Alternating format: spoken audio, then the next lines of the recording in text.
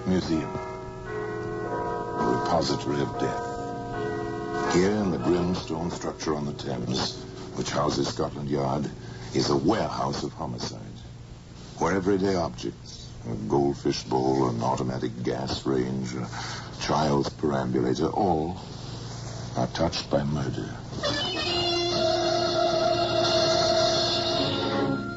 Here's a can of weed killer. It's a familiar object. Every suburbanite with a patch of garden has used this, or something very much like it. After a while, one tires of pulling up the weeds and buys weed killer. Eliminates the backache. Do you know offhand, Superintendent, whether the poison in weed killer deteriorates or becomes stronger with the passage of time? Well, I'm not certain, Inspector.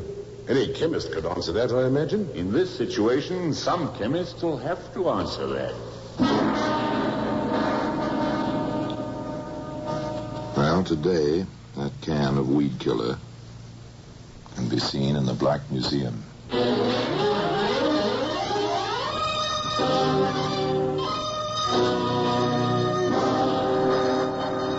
From the annals of the Criminal Investigation Department of the London Police, we bring you the dramatic stories of the crimes recorded by the objects in Scotland Yard's Gallery of Death, the Black Museum.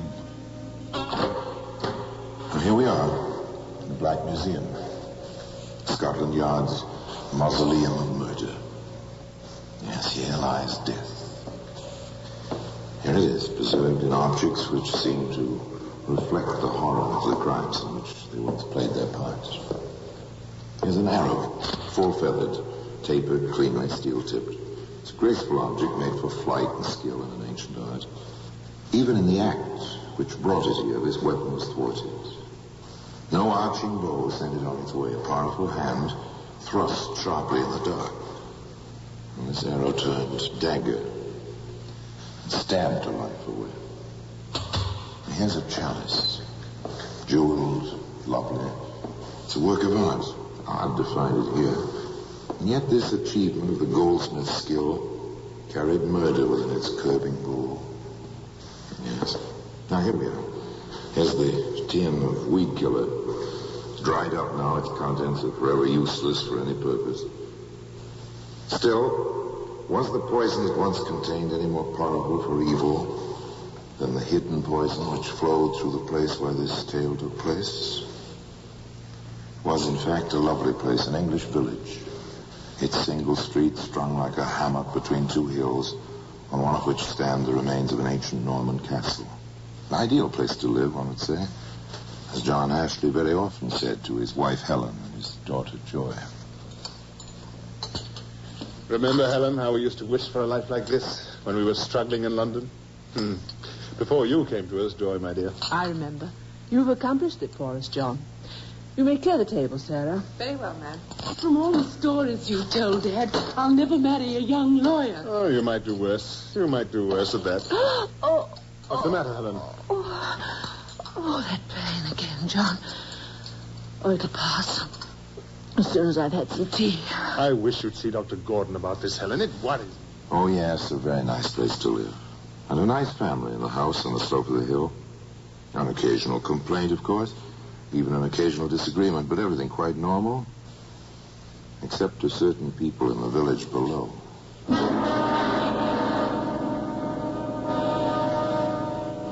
Why, he won't let his wife join our garden club. I never understand, never. And she does exactly as he tells her. And the way she's under his thumb, no woman would permit it unless she was deathly afraid of something.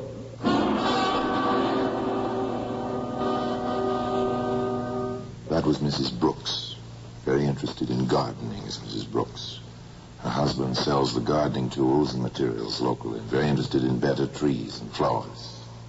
I was her first friend in the village. I watched her just waste away.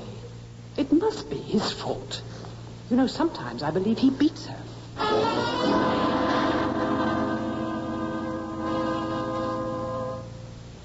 Miss Goodson, that was, a worthy soul. If she read more books, perhaps she'd have less time on her hands. As it is, she has a bit too much time on her hands.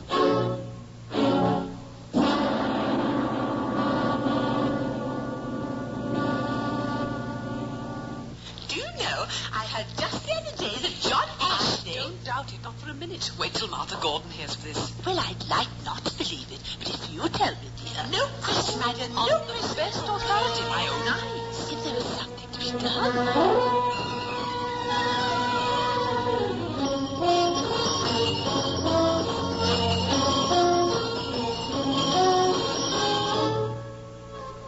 That was, well, the climate of public opinion, at least on the distaff side at the time of the Sunday luncheon in the Ashley household. An excellent luncheon, Helen, my dear. You must compliment cook. Oh, John. What? I think I'm going to faint. Helen. Mother! Oh, it's taking me to the side. I can't breathe. Oh, the pain. Helen, the wine. Mother, let me get you. Try quickly. Get Dr. Gordon here. At once. If you have to, take the car and fetch him. All right, Dad, of course. Helen, I'm getting you to bed. Sarah, please help me. Mrs. Ashley is taken ill. The poor woman. Take her arm, Sarah. Gently now. Carefully, gently, they took Helen Ashley up to her bedroom. The doctor came at Joy's urgent, even tearful call. Please, Dr. Gordon. My mother's taken terribly ill. Please, hurry. But the doctor wasn't half as alarmed as the family. So I don't believe there's really anything to worry about. Gastric disturbances can be painful, but my prescription will ease her. In the meantime, company will take her mind off the pain, or what's left of it. Then it will do her good to see Miss Goodson. A little gossip never hurt any woman. If you need me, I'll be available, and I'll drop you. However, the good Miss Goodson was not as easily satisfied as the doctor. She stayed with Helen Ashley some 15 minutes and then entered the living room to announce, Of course, it's really not my business, except I've grown so fond of your wife since you've been living here. What is it, Miss Goodson? Well, since you ask, she's a lot more ill than you or David Gordon seem to think. I suggest a nurse at once. Do you really think so? But the doctor said... I don't use words lightly, Mr. Ashley. And I've been around illness all my life. I nursed my father for 10 years. I know sickness when I see it. And I know just the woman, Nurse Thomas. She's just a practical, but very efficient. Nurse Thomas came to the Ashley house at once and took charge of the patient. However, a little before 9 o'clock that evening. I'm sorry to disturb you, Mr. Ashley, but I have to leave now. Really, nurse? I was under the impression you would stay overnight at least. I can't. I have my children. They'll have had no dinner until I get home, and my mother, past 80, you know. Is my wife resting well? Quite easily. She complained that Dr. Gordon's medicine caught at the back of her throat, but, that means nothing. I'm sorry, but I'll have to leave. I'll be back first thing tomorrow. The Ashley household retired for the night. John left the nightlight burning in the bedroom.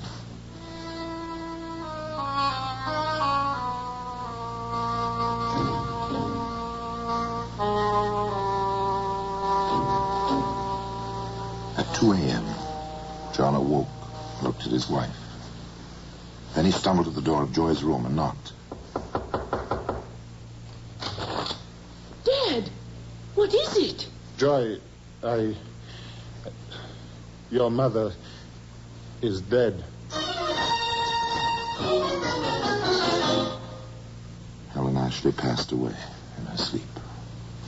There was mourning in the house on the slope of the hill. In the village below. I knew it. I told him she was desperately ill. I told him. It's too bad. Such a nice little person, so sweet. How could she have married that man? I hope they find him out. Never even a civil good day to a person. Do you really suppose there is something suspicious? I wouldn't put it past him. Why, Nurse Thomas says... I felt something strange the moment I walked in the door. If I had any influence with my brother, I'd have made him refuse to sign a death certificate. Heart disease. Huh.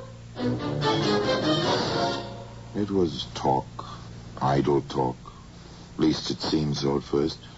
But it had its effect. It accumulated as some poisons do.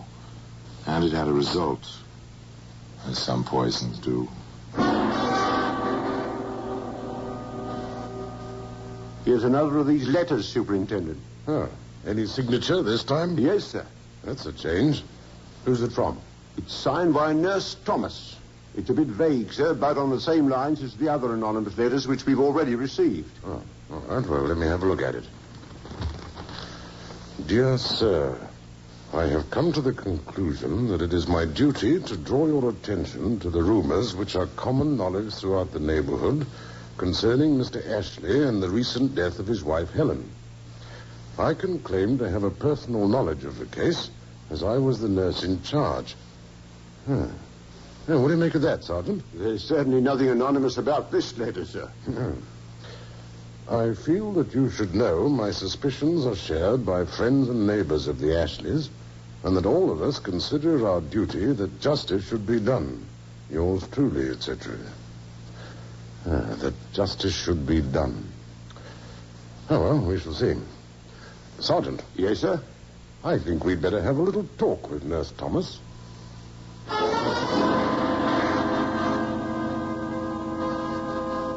So you believe, Nurse, that the police ought to look into this? I certainly do. There must be some reason back of all this talk. Where there's smoke, you know, Superintendent. Nurse Thomas, may I remind you that I didn't get to the rank of superintendent of this district by listening to rumors. Have you any facts? Well, I'm not a detective. Well, tell me what you know, Nurse. Sarah Freeman, she's the Ashley housemaid, swears that he didn't drink any of the wine at lunch. That was hardly his custom. Go on. I've been on a good many cases. This one was really peculiar. The doctor wasn't disturbed any more than her husband was. But she died at 2 a.m. The whole thing is highly suspicious. And Sarah thinks... Now, never mind the rumors, Nurse. However, I may make a few inquiries. The superintendent knew his duty. He took the liberty of asking John Ashley to stop in and chat with him. You realize, of course, Mr. Ashley, that this is strictly on an informal basis. I can think of no reason why it should be formal. Well, there have been reports, rumors. I dare say you've heard a few. I've heard all of them. In fact, to spare my daughter, I've sent her up to London to stay with a cousin for a while. Yes, it is most distressing. I assume, Mr. Ashley, you would like to set all this gossip at rest. Put an end to it once and for all. Nothing will be a greater relief to me. Have you any suggestions, Superintendent? Yes, I have. It's drastic, but, well, if all is well, as I have every reason to believe, it may be unpleasant, but it would certainly be effective. What is it, sir? Exhumation of your wife's body and a post-mortem, with your express approval. As you wish, sir. I shall be glad to cooperate in every way possible. The vital step had been taken. From now on, John Ashley was engaged in a fight for his life. Much was against him, and not the least was a tin of weed killer, which can be seen today in the Black Museum. And now we continue with The Black Museum, starring Orson Welles.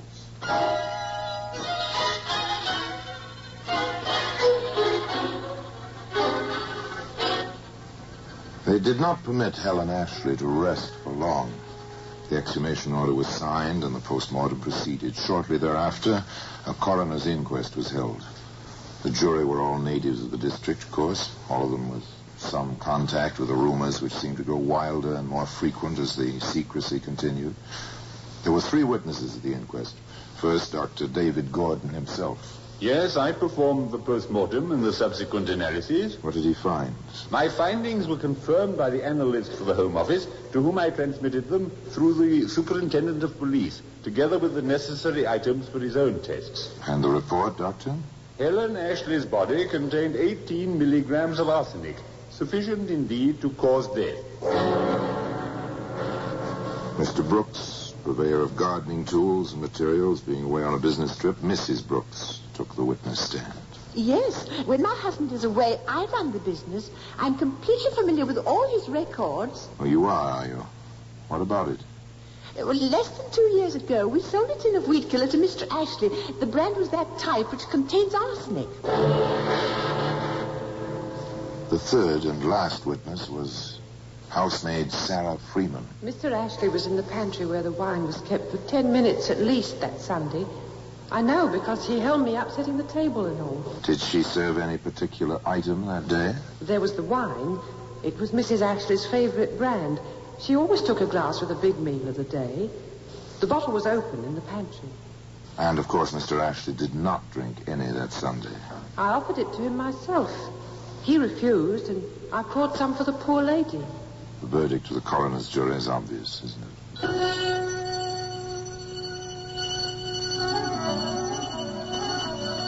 Well, here's a pretty kettle of fish. A coroner's court not only finding in favor of murder, but naming the murderer. Nobody could say they were slow to come to a decision, sir. On the contrary, Sergeant. I only hope they haven't been a little too fast. Oh, well, we shall see. Meantime, thank goodness our responsibility is going to be a shared one from now on. You mean it's a case for the yard, sir? No doubt about it. Yes, sir? Put me through to London. I want to speak to Inspector Glenn at Scotland Yard.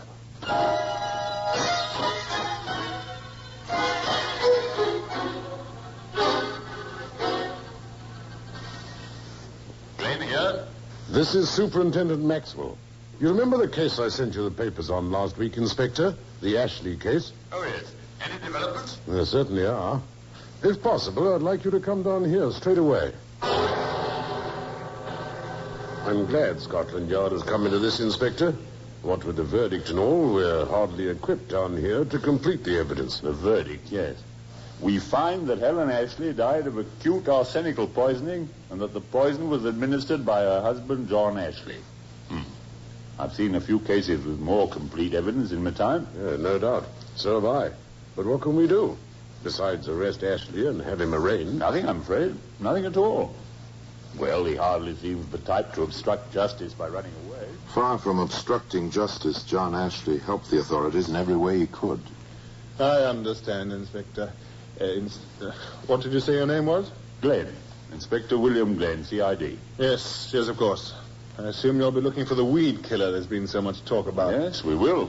Yes, well, you'll find it in the garage with the gardening things. It's in there somewhere. Exactly where, I'm afraid I can't tell you. Thank you, Mr. Ashley. Now, if you're quite ready, shall we go along? Yes, why not? If you'll just precede me. It's quite warm out, I gather. I doubt if I need a top coat. No, and my car's at your door. There he is!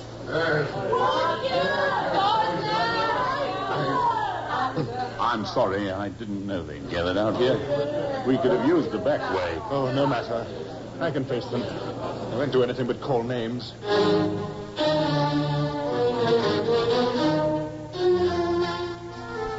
John Ashley was formally charged the next morning and held for the next assizes. The case for the Crown was not remarkable for its completeness. Inspector Glenn was a witness. The defendant admitted possessing the weed killer. In fact, he helped us to find it in his garage. Have you uncovered any evidence, Inspector, to indicate that my client did, in fact, administer the poison? Poison is almost always given in secret. One rarely has a witness to the fact. Dr. Gordon repeated his testimony at the coroner's inquest. There was no cross-examination. Sarah Freeman, on the other hand, was the subject of quite intense questioning by the defense. Why did you find it worthy of remark that Mr. Ashley spent some time in your pantry? I'd never known him to be in there before. I say to you that almost every Sunday before luncheon, he did go into the pantry from the garden to wash his hands. No, he didn't. Many, many times. No, he always went upstairs. I submit to you that it was a long way to the bathroom upstairs. Not very. Do you realize that Mr. Ashley is in peril of his life?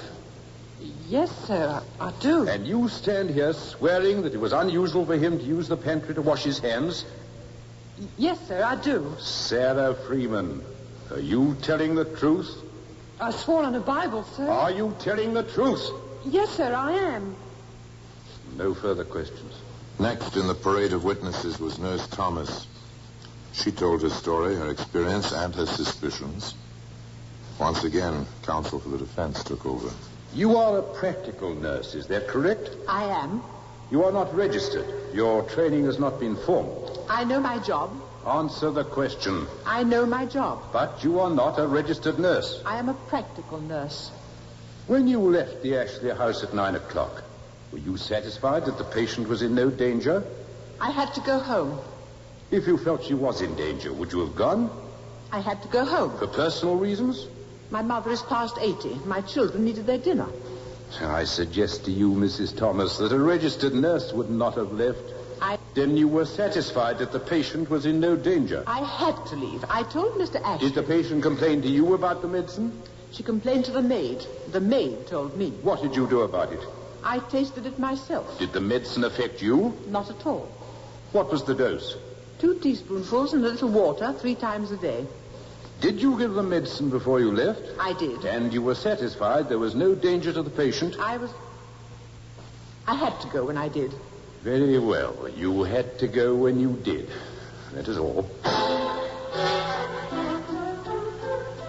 The stubbornness, the slight irregularities in behavior of this nurse seemed to be having their effect on the jury. There was a feeling of impatience, even of doubt, in the courtroom as counsel for the defense called Miss Joy Ashley, please. The girl, quiet, composed, took the stand in her father's defense. Miss Ashley, I know you realize that your father is on trial here for his life. I do. Can you say without reservation that you're going to tell the absolute truth? Yes, sir, I am. If you had any doubt of his innocence, what would you do? Tell the truth. My mother is dead. If I thought for a moment that my father had done it, even then I would tell the truth. Very well. Now then, the 3 of you had luncheon together that day. We did? At the same time, from the same main dishes? Yes, sir. There has been some doubt cast on the contents of a certain bottle of wine. Your former housemaid has testified that the bottle was nearly empty at the end of the meal, that she threw the bottle away. Was this common practice, do you know? It was. I see. Now then, what do you recall concerning the serving of that wine that day?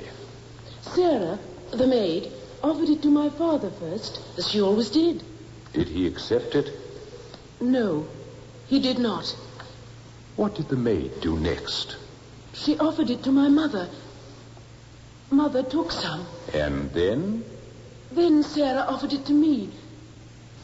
I let her fill my glass. It was excellent. I asked for some more. I remember Mother expressing her surprise that I should drink 2 glasses of wine. Thank you, Miss Ashley. That is all. It was dramatically staged. The Crown had no questions for Joy Ashley. The defense rested. After a brief recess, he began his summation. Quickly, he reviewed the evidence as presented, never denying the fact that Helen Ashley had died of arsenical poisoning. But he did conclude. We have made no attempt to deny the scientific facts of this case. But I suggest to you, ladies and gentlemen of the jury, that at no time has my client's behavior even suggested guilt. More, I suggest that at no point has my honored colleague proved motive, much less the actual administration of the lethal dose.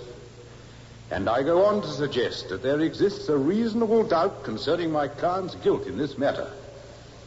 He has pleaded not guilty. I suggest that not guilty is the only proper verdict in the case of the Crown versus John Ashley. The jury was out for 3 hours. The verdict was brief. We find the prisoner not guilty. John Ashley was a free man. But one thing he never learned, not to the day of his death, but privately the jury sent this message in writing to the judge who presided at the trial. We are satisfied on the evidence that Helen Ashley received a dangerous dose of arsenic on Sunday, July 16th, but we are not satisfied that it was the immediate cause of her death. Nor does the evidence satisfy us concerning how or by whom this arsenic was administered. We cannot take a man's life when reasonable doubt such as this exists in our minds. We have therefore returned the verdict, not guilty. And still today, that tin of weed killer has its place in the Black Museum. Here in person is Orson Welles. Helen Ashley died of arsenical poisoning. There was no question about that. There was grave question as to how the poison was administered. But whether it was in the wine or the food or the medicine, no one knows. John Ashley died some few years after his trial in poverty, a weary, broken man. In his case, the doctor certified his death and no question was raised, save by those who remembered the charges against him. and the wagging tongues of the gossips in the kindly-seeming English village where he'd made his home. Those who remembered had cause for thought. Could it be said that John Ashley died by gossip? Certainly not by any other poison.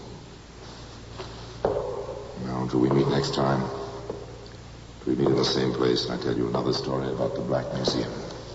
I remain, as always, obediently yours.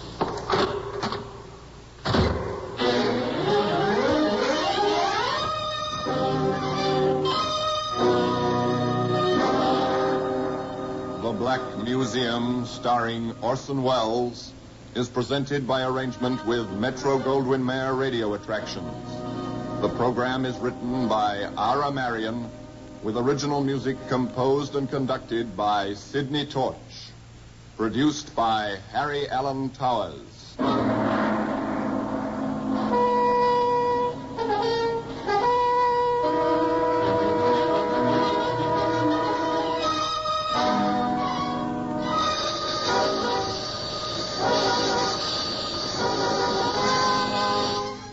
There's the Black Museum.